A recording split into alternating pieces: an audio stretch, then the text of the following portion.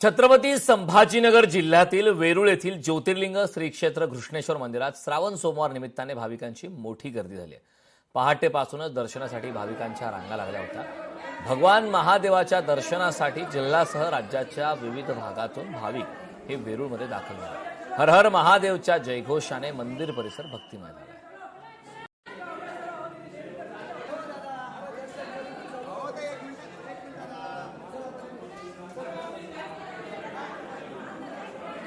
श्रावणानिमित्ताने बाबुलनाथ मंदिरात भाविकांची मांदियाळी पाहायला मिळते। पहाटेपासूनच मंदिरात भाविकांच्या लांबच लांब रांगा पाहायला मिळतात। पहाटेपासूनच भाविक मंदिरात दाखल झाले।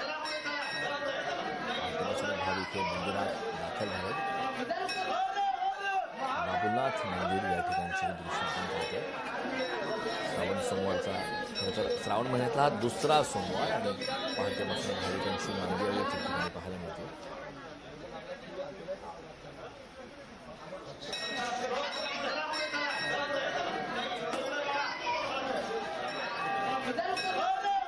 दुसऱ्या श्रावणी सोमवार निमित्ताने 12 ज्योतिर्लिंगापैकी एक असलेल्या श्री क्षेत्र भीमाशंकरमध्ये पहाटे महाआरती झाली।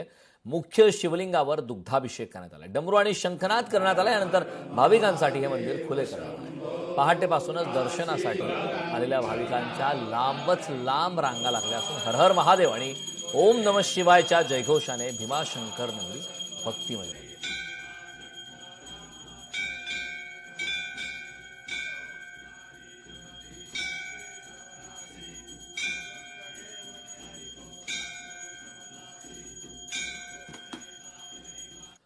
शिरूर तालुक्यातील पिंपरी दुमालात सोमेश्वर देवस्थान येथे दुसऱ्या श्रावणी सोमवार निमित्ताने पहाटेपासूनच भाविकांनी दर्शनासाठी हजेरी लावली आहे।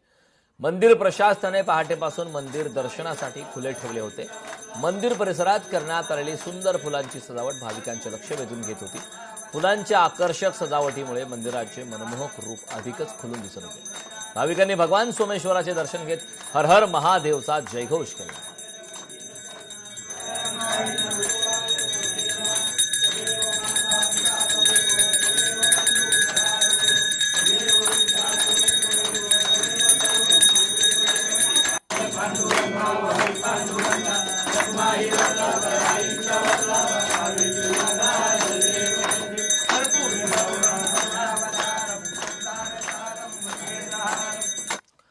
सांगलीत गणेशमूर्ती कारखान्यांमध्ये लगबग पाहायला मिळते। कारागिरांकडून मूर्तीवर रंगकाम आणि सजावटीचा अखेरचा हात फिरवून आता सुरू आहे। यंदा गणेश भक्तांना बाप्पाच्या मूर्तीसाठी अधिक पैसे मोजावे लागतात।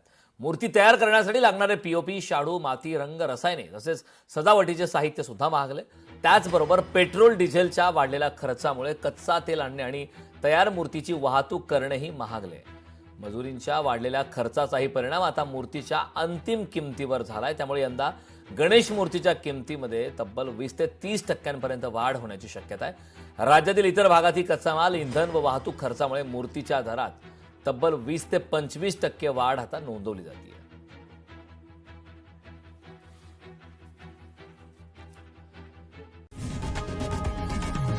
लोकशाही मराठी ऐका, पहा, जागरूक रहा।